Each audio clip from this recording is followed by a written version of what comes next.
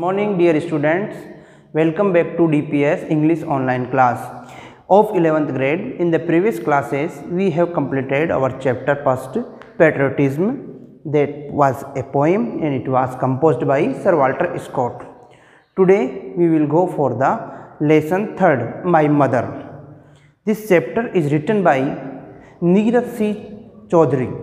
So at very beginning we will know about Neeraj C. Chaudhary, the writer of this chapter. So Neeraj C. Chaudhary was born in the year 1899 and passed away in the year 1999. He was passed away in England and he was born in Kishoreganj West Bengal. उनका जन्म था जो किशोरगंज पश्चिमी बंगाल में हुआ था. उस समय वो बांग्लादेश का करंट में वो बांग्लादेश का पार्ट था, लेकिन उस समय वो अपना इंडिया का ही पार्ट था. He was conferred with SAA award in the year 1975 for Scholars Extraordinary. Neeraj C Chaudhary को 1975 में SAA stand for Sahitya Akademi award. It is an award which is conferred to the best English literature work. जो best English literature work होता है उसके लिए ये SAA award दिया जाता है और नीरज सी चौधरी को भी ये 1975 में मिला था. और ये किसके लिए मिला था? उनका जो फेमस बायोग्राफी था स्कॉलर एक्स्ट्रा ऑर्डिनरी.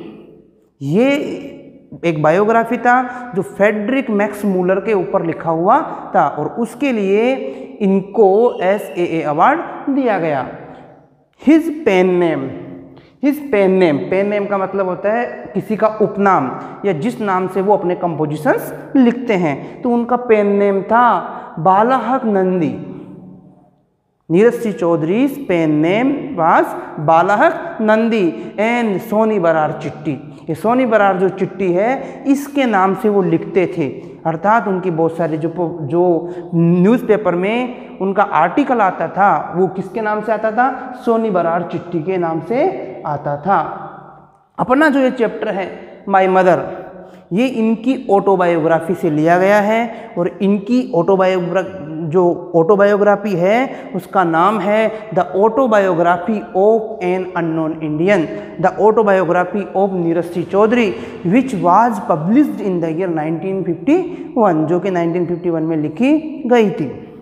इसके साथ में ही जब हम उनका ग्रेजुएशन देखते हैं तो he was completed his graduation from university of Calcutta. University of Calcutta से उन्होंने अपना ग्रेजुएशन किया. इसके बाद में उन्होंने MA में एडमिशन लिया, लेकिन वो अपना सेकेंड ईयर कंप्लीट नहीं कर पाए और उनका MA इनकम्प्लीट ही रहा. इसीलिए हम सिर्फ यहाँ पर ग्रेजुएशन की बात कर रहे हैं, because he wasn't completed his post graduation. Highly influenced by his father Upendra Narayan Chatterjee और चौधरी. उनके जो पिताजी थे उपेंद्र नारायण चौधरी, उनसे वो बहुत ज़्यादा इन्फ्लुएंस थे. उनका बहुत ज़्यादा प्रभाव नीरज सी चौधरी के ऊपर देखने को मिलता था. इसके साथ ही his mother told him Shakespeare story. उनकी जो माँ थी वो उन्हें शेक्सपियर की स्टोरीज बहुत ज़्यादा सुनाती थी. शेक्सपियर कौन है? He was a great dramatist of English literature. जो ग्रेट ड्रामेटिस्ट है, ग्रेट प्ले राइटर शेक्सपियर है, उसकी बहुत सारी स्टोरियाँ उनको किसको? नीरज सी चौधरी को उनकी माता के द्वारा सुनाई जाती थी.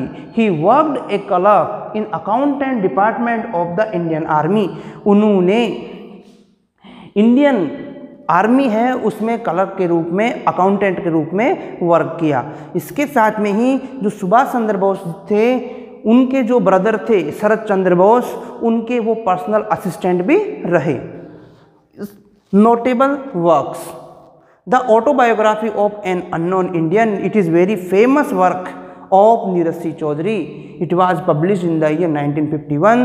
Our chapter My Mother is also extracted of this autobiography of an unknown Indian. It is an excerpt. ऊपर मैंने मेंशन किया है कि my mother except autobiography Neeraj C Chaudhary. Except का मतलब होता है पार्ट, किसी भी चीज़ का पार्ट. तो ये जो चैप्टर है माय मदर, ये किस में से लिया गया है? The autobiography of an unknown Indian. Another work a passage to England. उनका एक वर्क है ए पैसेज टू इंग्लैंड, 1959 में पब्लिश हुआ और इसके 4 साल पहले, इसका मतलब 1955 में वो इंग्लैंड गए थे और उसके बाद में उन्होंने ये वर्क लिखा the a passage to England. इनका एक और फेमस वर्क है जिनके लिए इनको the Duff Cooper memorial prize मिला और उस वर्क का नाम है द कॉन्टिनेंट ऑफ सर्क, 1965 में ये पब्लिश हुआ।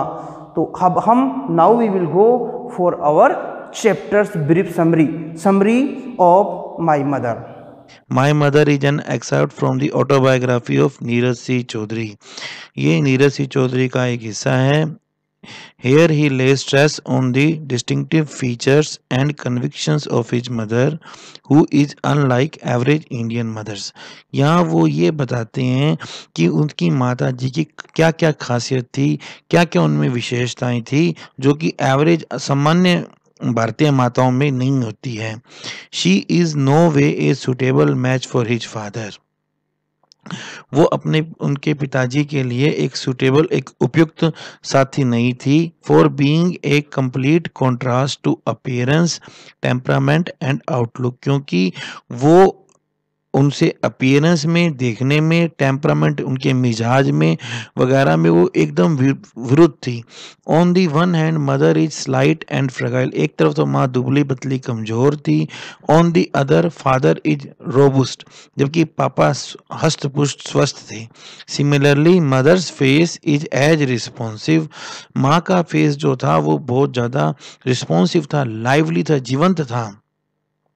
As his father is impassive, जबकि पिताजी का जो चेहरा था वो बिल्कुल उस पर किसी भी प्रकार का कोई भी हमें इम्पैसिव था, मतलब किसी भी प्रकार का उनके ऊपर कोई वो नहीं था, भाव नहीं व्यक्त होता था। माँ का चेहरा पूरी तरह भावों से भरा हुआ था। She is always vivid and high स्ट्रंग, वो बहुत ज़्यादा जीवंत हैं। और एक और बात बताता है, her face appears to be thoughtful which she is not at all, उनका चेहरा देखकर ऐसे लगता है कि ये किसी विचार में मगन है, लेकिन ऐसा बिल्कुल नहीं है।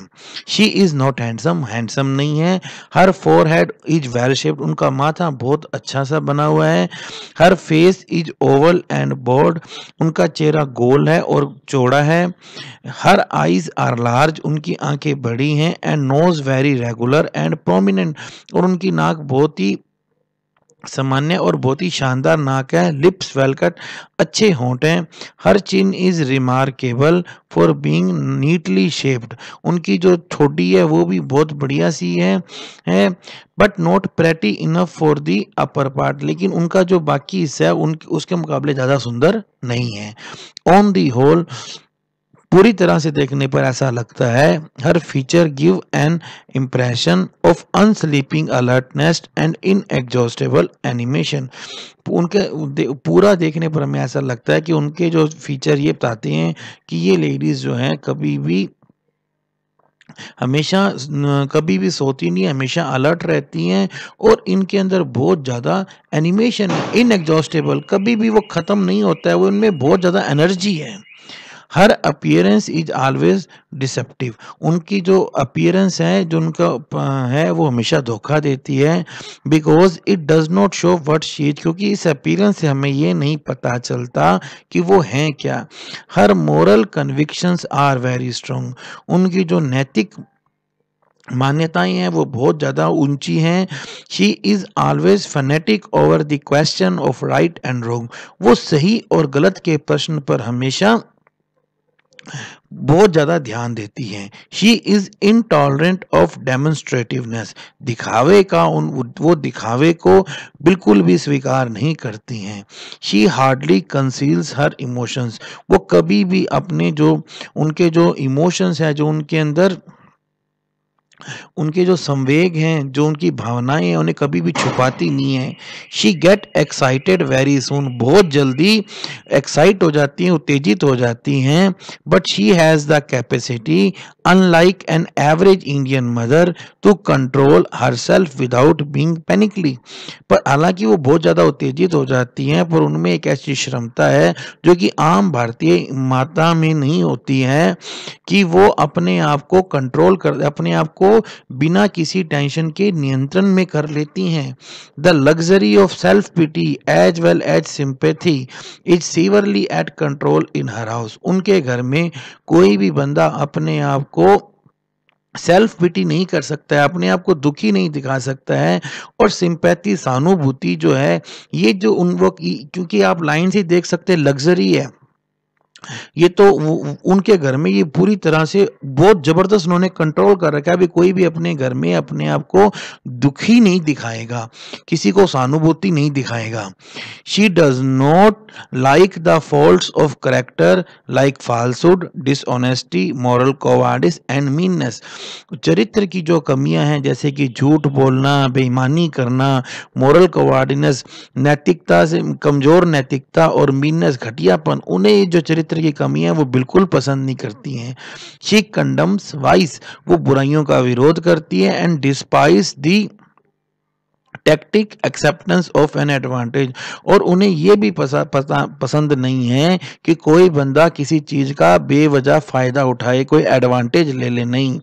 The writer cites 2 examples to clarify it. Writer इसके लिए हमें 2 एग्जाम्पल देता है। ही सेज, वो कहता है, if mother puts piece of sweet before them they would ask her to give the piece to them. वो कहता है कि अगर मान लीजिए माँ कभी हमें कोई पीस देती है, कोई मिठाई का पीस उनके आगे रख देती है, तो वो हमेशा यही कहते हैं कि मम्मा आप ही हमें ये सही करके आप ही हमें दे दो, क्योंकि उनको पता है कि इफ इट वाज बिकॉज, ऐसा इसलिए होता था because if anyone take the bigger piece she would be angry, कि अगर किसी ने बड़ा हिस्सा ले लिया, तो जैसे मान लो किसी को पहले मौका मिला और उसने बड़ा हिस्सा ले लिया तो वो नाराज हो जाती थी। The other instance is of the writers hostel. एक दूसरा जो उदाहरण देता है वो उनका हॉस्टल का उदाहरण देता है। इन द हॉस्टल में द बोर्डर्स, जो हॉस्टल में रहने वाले होते हैं, living nearer to dining hall was at the advantage of getting their meal in earlier. उनको एक मौका मिलता था, जो लोग डाइनिंग हॉल के पास रहते थे उनके सामने एक मौका होता था कि वो अपना खाना जल्दी ले सकते थे। For the dining hall was not large, क्योंकि डाइनिंग हॉल ज्यादा बड़ा नहीं था, एक साथ सारे जने पूरे नहीं आते थे, तो जो नजदीक होते थे उनको जल्दी मिलता था। The students living upstairs used to come down silently taking their shoes in hand in order to get their chance earlier silently. तो जो ऊपर सीढ़ियों पे, जो ऊपर वाली मंजिल पे जो स्टूडेंट्स रहते थे, वो चुपचाप अपने जूते अपने हाथों में लेकर आते थे कि ताकि वो जल्दी खाना ले सकें। The writer says it was the strict guidance of his mother that never allow him to take such advantage. Writer कहता है कि ये माँ के जो माँ ने मुझे सख्त एक नैतिक मूल्य सिखाए थे, जिन्होंने मुझे कभी भी ये अलाउ नहीं किया उनको भी कि मैं कभी ऐसा फायदा उठाने की भी सोचूं। ही सेज, वो सोचते हैं कि he always felt that wait for once turn was always justified, कि आदमी को जो आदमी अपने मौके की इंतजार करता है वो हमेशा बिल्कुल सही करता है। The other thing that the writer has learned from his mother, जो एक बात और उसने अपनी माँ से सीखी, that good manner are always a matter of fundamental decency and not of external polish। तो उन्होंने एक बात ये भी सीखी कि जो ये अच्छे मैनर्स हैं वो क्या है, एक फंडामेंटल डिसेंसी भी वो आपके अंदर क्या है कि वो आपके जो व्यक्तित्व है उसके एक आधारभूत गुण है, नॉट ऑफ एक्सटर्नल पॉलिश। ना कि वो हमें, कई बार क्या होता है, कई लोग क्या होता है सबके सामने अच्छे मैनर्स दिखाते हैं लेकिन वास्तव में वो होते नहीं है। तो कहता है कि एक्सटर्नल पॉलिश के नहीं है, वो फंडामेंटल है, आपके अंदर होने चाहिए। The children in his house never whispered और laugh in the presence of visitors. उसके घर के जो बच्चे होते थे वो कभी भी, जो उनके घर में कोई मेहमान आते थे उनके सामने कभी भी हंसते नहीं थे या फुसफुसाते नहीं थे। If anyone did innocently even then he was severely dealt with afterward. कोई ऐसा करता था उसे बाद में डांट पड़ती थी। Bad manner for her was a sin not merely against a code of social behavior but against charity। जो बुरे काम थे वो उसके लिए एक पाप थे, सामाजिक व्यवहार के खिलाफ नहीं बल्कि चैरिटी के खिलाफ थे। राइटर कंक्लूड करता है कि वो हमेशा माँ जो है हमेशा मेरे लाइफ में एक गाइडिंग फोर्स रही है। तो